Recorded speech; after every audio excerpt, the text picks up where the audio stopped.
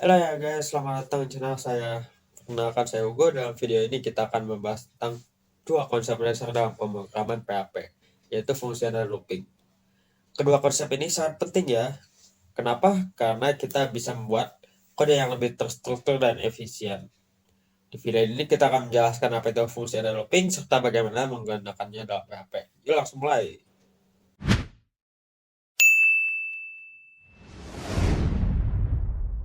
Pertama-tama sekedar info saja, kita itu harus bisa bahasa Inggris sedikit ya guys, karena pemrograman PHP itu perintahnya pakai bahasa Inggris semua. Langsung saja kita mulai.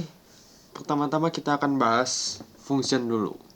Bukan function relasi dan fungsi, tapi function untuk PHP. Function ini adalah blok kode yang bisa kita gunakan untuk melakukan tugas tertentu. Fungsi ini memungkinkan kita untuk menulis kode sekali dan menggunakannya di dalam project tanpa perlu menulis ulang. Ini sangat membantu untuk membuat kode lebih efisien dan terorganisir. Ini adalah gambaran dari program fungsi. Untuk nama fungsinya itu kalimat tambah yang di sebelah A dan B. Itu bebas kita ganti jadi apa aja. Untuk nilai parameternya itu nilai yang kita kirimkan ke fungsi. Misalnya itu A dan B. A-nya itu untuk hal pertama yang akan kita hitung. Untuk B-nya itu nomor kedua yang akan kita hitung. Untuk body fungsinya itu kode yang dijalankan ketika fungsi diambil. Di sini kita melakukan penjumlahan ya, itu ada jelas tanda plus. Di situ adalah body fungsinya. Untuk return value-nya itu hasil fungsi yang dikembalikan. Itu ada tulisan jelas ya, ada kata return. Lidah saya agak cadel jadi nggak bisa R, maklumin aja kalau nggak jelas sedikit. Agar hasilnya muncul, kita cukup memanggil nama fungsi dan memberikan nilai untuk parameter. Nilai fungsinya seperti yang aku tadi sebut itu bebas ya, tapi sesuai sama yang nilai fungsi yang kita buat. Untuk A dan B-nya seperti di sini, 2 untuk A dan B untuk 4. Nanti hasilnya jadi 2 ditambah 4. Seperti yang di dalam rumusnya ada A tambah B, jadi 2 tambah 4. Untuk kata hasilnya juga bebas. Kata hasilnya itu untuk penamaan saja. Terakhir kita tinggal ketik echo. Echo itu untuk memanggil dari hasil. Hasilnya itu isinya A tambah B. Jadi kita keluarin hasilnya dari 2 tambah 4. Adalah contoh dari fungsi. Di sini kita seperti yang saya sebut tadi ini bebas ya. Kurang aja jadi saya gantinya. Dari tadi tambah jadi saya kurang aja. Di sini kita ganti jadi minus. Untuk A-nya saya ganti jadi 3, untuk 2-nya saya ganti jadi 2. Untuk B-nya maksudnya. Di sini hasilnya juga bebas. Yang penting hasil echo yang dipanggilnya sama dengan hasil ini. Ini kita ganti jadi kurang. Di sini diganti jadi kurang juga. Untuk hasil outputnya ini hasil yang keluarnya itu harusnya 5 ya. 3 tambah 2 kan 5. Hasil yang keluarnya 1 maksudnya. Karena hasilnya dikurang. Seperti ini contohnya, 3 dikurang 2 sama dengan 1. Yang keluarnya cuma hasilnya doang. Selanjutnya itu kita akan membahas tentang looping, atau bahasa Indonesianya itu pengulangan. Looping ini digunakan ketika kita menjalankan sebuah blok kode beberapa kali secara berulang. Namanya juga looping ya, pengulangan. Di PHP kita memiliki beberapa jenis looping seperti for, while, dan for each. Tapi pada video ini kita akan fokus pada loopnya saja. Nah, ini dia ada contoh dari program looping. Dalam program ini kita menunjukkan angka 1 sampai 5 menggunakan for loop. Di sini kita menggunakan for loop untuk mencetak angka 1 sampai 5. Dalam program ini disebut inisiasi untuk SI yang 1. Ini untuk memulai pengulangan.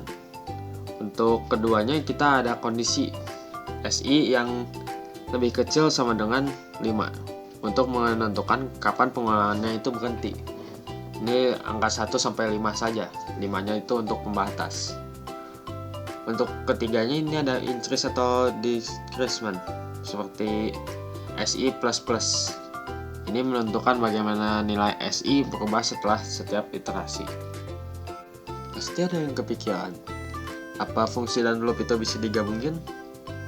Itu jawabannya bisa ya. Nah, ini kita punya contoh dari penggabungan kode fungsi dan kode loop.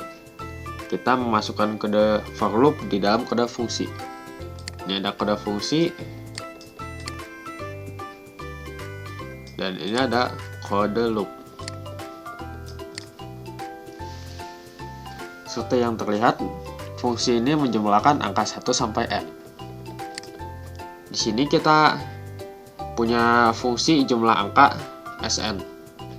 Sn itu parameternya ya. Dan di sini kita menjumlahkan angka-angka dari 1 sampai Sn menggunakan for loop.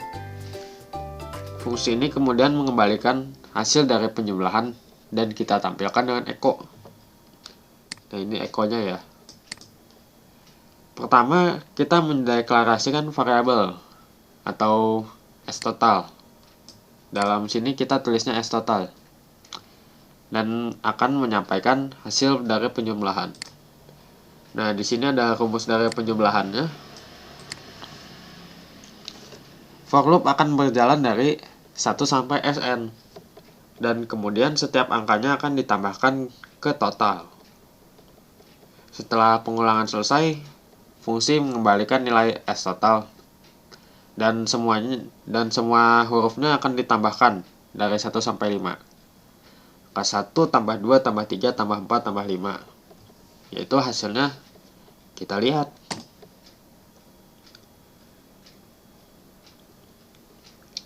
Untuk SN ini kita munculnya di akhir ya.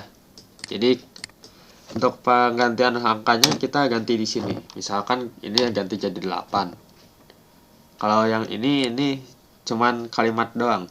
Ini tidak perlu dipakai. Ini cuman menunjukkan angka ini. Cuman menunjukkan kalimat saja ini. Tidak terlalu berguna. Misalkan saya hilangkan. Ini menjumlahkan angka dari 1, 2, 3, 4, 5, 6 sampai 8. Dijumlahkan semua dan hasilnya ada 36. Itu yang saya melihat ini tidak ada gunanya ya. Ini cuma menunjukkan kalimatnya saja. Jadi ini kita hilangkan.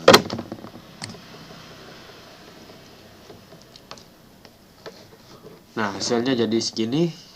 Ini misalkan kita ganti jadi 4.